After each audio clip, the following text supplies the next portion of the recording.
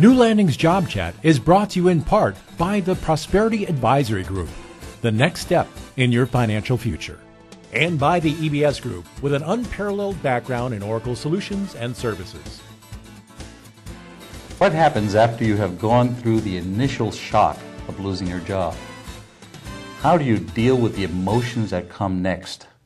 That is the topic of today's Job Chat. I'm Hector Silva, and this is Don Apple. Hector, those emotions, there are so many of them. Let's find out how to deal with each one of them. Our guest today is Cherie Simmons. Cherie defines herself as a spot mover. She helps people figure out what spot they're in, what spot they really want to be in, and why they're not in that spot, and then how to move to the new spot. Having worked in the field of betterment for 16 years, Cherie is willing to poke bears, laugh loudly, walk into the dark, and be frank with a twist of compassion. Whether she's working as a life coach, trainer, consultant, or curriculum developer, clients describe the results as powerful, fun, and effective. Cherie, again, welcome to Job Chat. Thank you so much. Glad to be here. What are the emotions that we're talking about, these aftershocks? Mm-hmm. Oh, what are they? Mm-hmm. You know, I think it's interesting when we look at someone who's not only been laid off and fired, but somebody who has been going through the process for a while. And think about that. I mean, even if you're initially angry, after a while, what starts to crop up more and more, do you guys think? Depression. Yes, and that's probably the most common thing. Depression is the most twisted of the things our little negative self-talk does, and it's usually this. It's hopeless. It's never going to get better. And once it becomes hopeless, why try, right? And it's a terrible vicious cycle you're in now. And that's from the negative. How do we get to the positive side? Well, there's a variety of things that you're going to do and that you have to do. I want you to, first of all, when you're going out on interviews, you've got to find a way to get your mental state better, because nobody interviews well when we don't feel good about ourselves. I mean, the whole point of an interview is to talk about your strengths, your skills, what you bring to the job. And if you're inside your head thinking what a schmuck you are and how awful you are, that's not going to translate well. And I don't care what you say on the outside, what you say on the inside translates. It's pretty phenomenal how well we read each other. We've all heard the study of, only 5% of 7% of communication is words, Mm-hmm. right? Yes. The rest is body language and then tone and attitude. Mm-hmm. Okay? And what's phenomenal to me, body language is the largest component of how we communicate. So Malcolm Gladwell, in his book, The Tipping Point, talks about a study that was done where they took video of mothers and newborn infants, as opposed to newborn kittens, and their babies, and they slowed that the video of the interaction down to like 1/100th of a second, and they watched. And the mother might do something like move her eyebrow 1 millimeter or 1/10 of a millimeter even, within 1/100th of a second, right? Normally imperceptible to the eye, but they had slowed it down. They then looked at the baby in the next following frames, and within milliseconds, the baby not only repeated the movement, but to the exact same degree, okay? We're born reading each other's body language. And there's a field in criminal justice that they look and read people's faces and what they call microexpressions. Okay? Mm-hmm. And they detect lying and deceit and guilt and shame and all these different things by reading microexpressions. It's a microexpression because it happens in like 1/100th of a second. Okay? And some people, we're all naturally talented at reading that. And here's what we normally say though. Something's just off. Something just doesn't strike me wrong. I'm picking up on something with that person. I can't tell you what it is. Right? Yes. Okay. When we interview, whatever's going on in our heads is being picked up on through our body language with those people that are interviewing us. And they can't necessarily go, he is really angry, or she, she's so defensive, or, whatever, but they can sense something's wrong. And sometimes people are really good at reading. They can pick up on the defensive, or you're really showing it. You're really showing it. And that is a problem. People go into interviews angry and defensive, and they're using victim language, and all they talk about is the past and negativity, and I'm not going to hire you. Yeah, and it becomes a stumbling block to getting a job. But let me take you away from the interview room. Yes. And take you back home. Oh, yeah. And you're now expressing these same emotions at home. Or not. Or not. And then you have the family that's around you, and they're going to pick up on a lot of this. And it's going to affect their emotions. Right, and now you're caught in another vicious cycle, because you're having your response, which is triggering their response, which triggers another response from you, which triggers and now you're just right, little catch-22 exactly. situation, and that's why it's just. And here's the other example I want to give you. What if you're one of those people that being fired was so shameful to you, which I'm going to pause there, freeze frame. If you're having shame and humiliation around it, I'm going to take you backwards in time, because there's something from your past that has made this a very shameful, humiliating experience. And it's tied to a belief system, and we need to look at that. Because I hear of people that lose their jobs and they don't go home and tell anybody. They continue to get up and get dressed and go to the office, and they go sit in a coffee shop or something, or a bar or whatever all day, and come home at night. And what is that about? If you're hiding something, you think you're doing something wrong. So I need you to go in. We need to go in and look at the past. We need to look at belief systems. And that's running away from the problem instead of facing it. It is. And people say, okay, what do we do? Give us an activity they can do to make this better. And I'm going to tell you at this point, you need support. You need a support system. And one would think that would start with your immediate family. And sometimes your immediate family isn't a good support system. Okay. Okay, let's be honest So about that. don't make that a given. Well, they don't have the same feelings you do, because they're not in the same situation. They didn't stand there when you were told that you were being let go. Right. You need to be with other people that were in that same situation. Okay, you're so right on, Hector, because I always talk to people who, let's say you're a parent who's lost a child, or you're a person who went through being molested or raped. You can explain it to other people, but they say they understand, but they don't get it because they haven't been through it. Mm-hmm. And I'm constantly explaining to people, you must go talk to other people who've been through this. You feel crazy, and what you're doing is normal for the situation you're in. You need someone to help. Not only go, oh my gosh, I so did that too, so you don't feel as crazy. You also need someone who can say, here's what I did. Yeah, I fell back. Here's what I did next. Here's some things I found that made it easier. Or, look, I sense that you're not feeling good today, whereas other people won't pick up on it. Mm-hmm. Or, look, I know you're keeping things underneath. Let's talk about it. And there's a freedom in talking to someone who's been there that sometimes we don't have with people who haven't been there. I'm not saying lose your intimacy with a spouse or partner or something like that, because I think that transparency and openness is really important. You need to be honest. And if you are depressed and you are having self-esteem issues, you've got to talk to people about that, including your spouse. Don't keep putting up a false front until you lose it. All right? Go get help. So the brain is an amazing, amazing creature. New Landing's Job Chat will be back right after a word from our sponsors.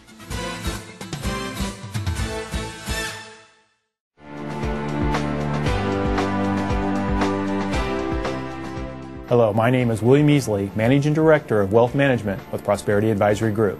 While under unemployment stress, there may be a temptation to become more conservative with your investment allocation. Recognizing how short-term problems can adversely influence your thinking about long-term goals can help you avoid costly mistakes. It's reasonable to expect that you may need cash and more liquid assets at your disposal as you assess your financial situation over a job loss. However, you must avoid selling long-term investments as a panic response to uncertainty. You may trigger an unwanted tax or generate an ill-timed loss. Conversely, being unemployed isn't the time to take a flyer on a hot stock tip, ratcheting up your risk level in hopes of a quick profit to make up for lost income. You may do nothing more than compound your cash flow problem. A reasoned and balanced approach is recommended. Start by seeking out a qualified financial planner, such as a CFP professional. who can help you assess your unemployment situation, suggest strategies for conserving wealth, and perhaps help you with ideas on how to best protect assets. It's important to sort out alternatives while structuring a plan around your short-term objectives and your long-term goals. Again, I'm William Measley with Prosperity Advisory Group, the next step in your financial future.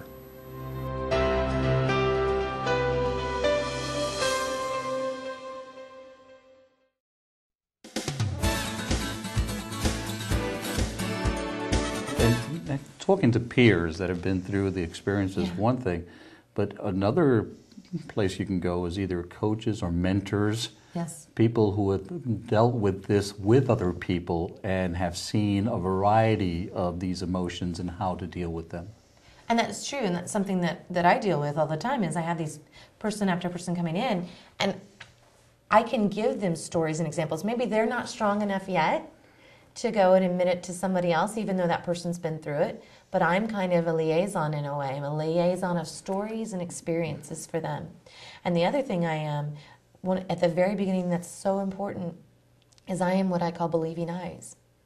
And sometimes they just need someone to believe in them and to tell them over and over, here's what I see in you. Here's what I know about you. Here are the things you've done. Here's what you survived. I see you. I know. And I will believe in you until you're strong enough to believe in yourself. Mm-hmm. You may not have the confidence in you. I do. I do. And I'm going to hold it. And I also will say, this isn't acceptable to me. This is not okay with me for you to see this in yourself. It's not true, and I won't allow it. And they need someone to be strong with them. And sometimes they need someone to have tough love and go, all right, suck it up.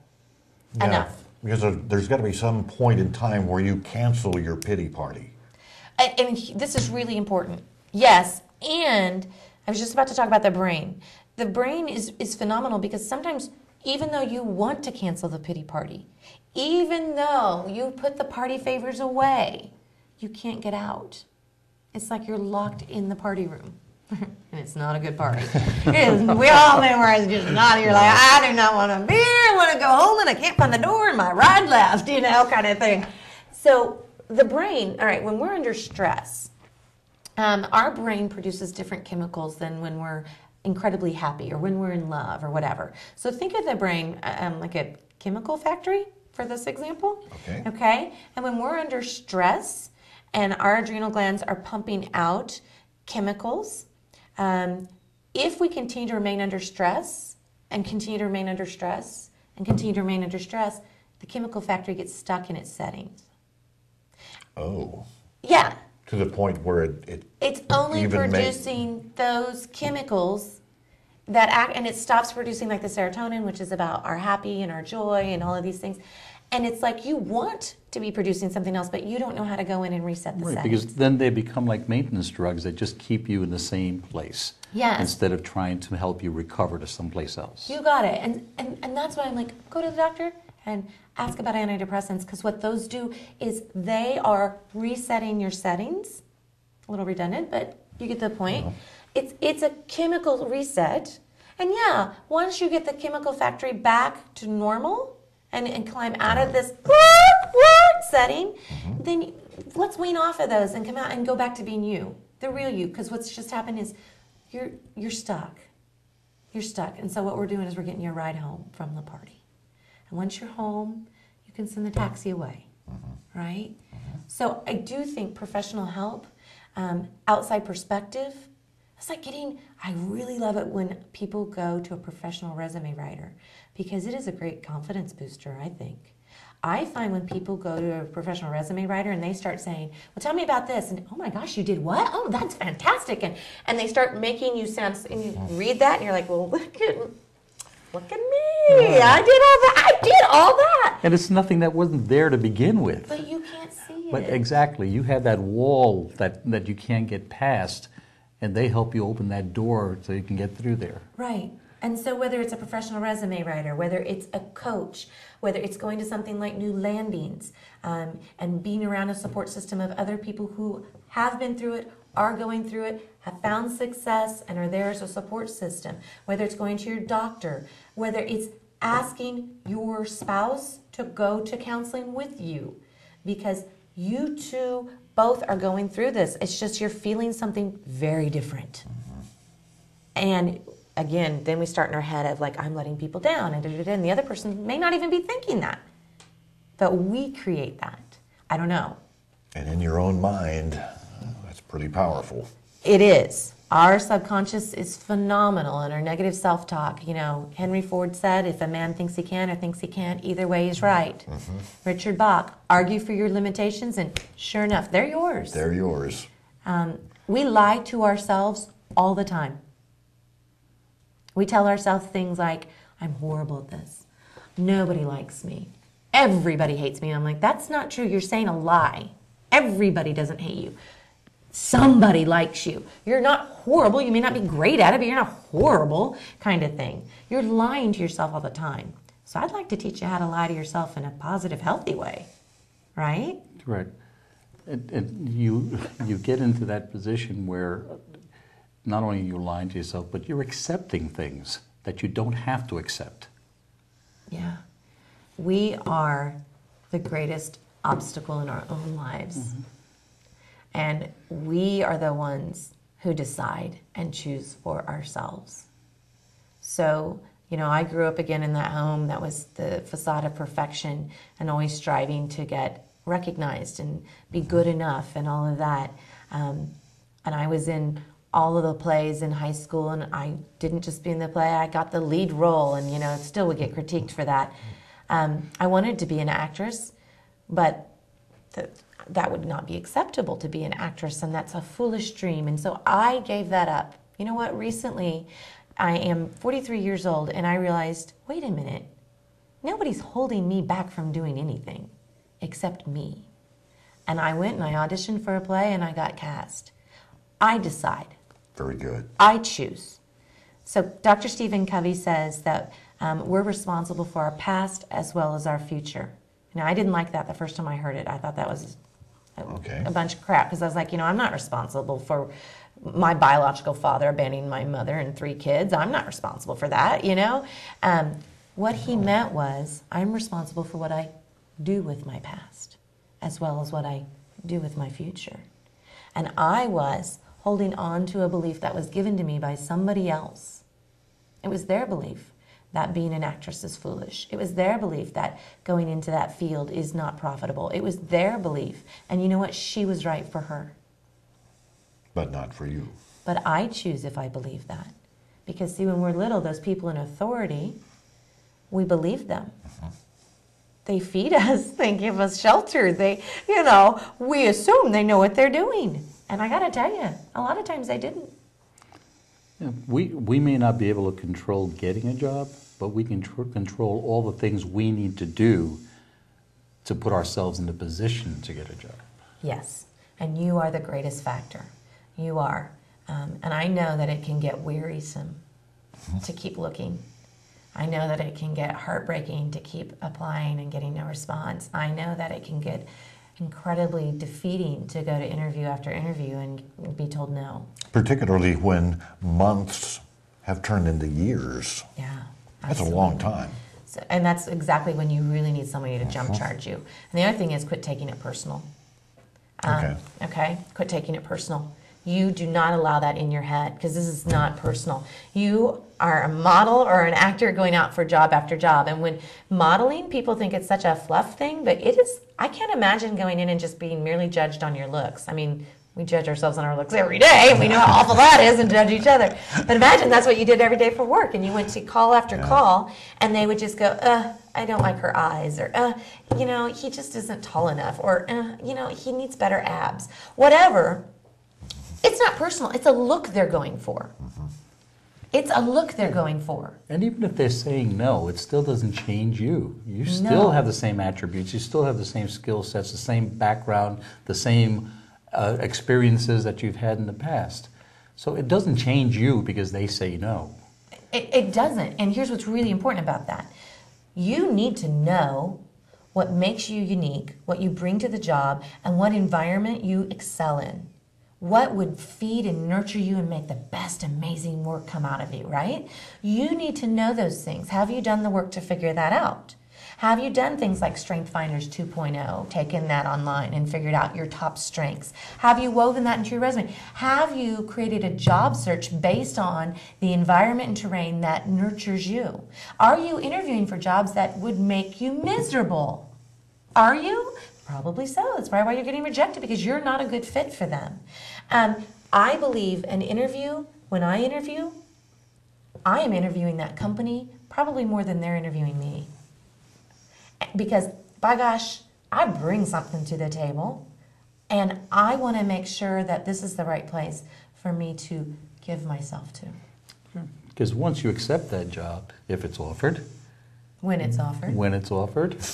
Oh, good point. you are expected to show up every day. And support them. And support them. And if you're not happy with it and you're not ready to do that on a daily basis, then you're not going to be where you want to be. No, and I bet in 90 days, because so many places do the probationary period now and all that, they're going to pick up on this. Are you kidding yourself? I'm not saying anything wrong with survival jobs. Please don't misunderstand me. No. At the same time, I really firmly believe in you getting the job that nourishes not just the table, like puts food on the table, but does it nourish your being, your soul, yourself? Does it make you the best you? Because I think we're here to be who we are. Make sure you can answer yes to that, Yeah. is what you're saying. Absolutely. Yep. Absolutely. And speaking of being where you want to be, Yeah. we'll get to that in our next show with you. Yes, putting the pieces Yeah. of you together the way you want. But for now, we want to thank you for being here today and going through all these aftershock emotions, because like with any earthquake and aftershocks, they keep coming. Yeah. And you need to keep dealing with them. Absolutely. And we thank you for telling us how we can do that. Thank you. So if someone would like to contact you, get some more help from you, where could they reach you? Probably the best way to do that is through my website, and that is www.Cherie, and Cherie is spelled, Mama was fancy, it was spelled C-H-E-R-I-E, so Cher, I-E, Simmons, S-I-M-M-O-N-S, this time I always say Richard Simmons, but no relation. Yeah, so CherieSimmons.com. Very good. Thank you, Cherie. Also, remember that all of our job chats are available to you anytime on our website, newlandingsjobchat.org. Just click on the Past Shows button. And as always, we thank you for listening. And until next time, may your days be full of health, happiness, and success.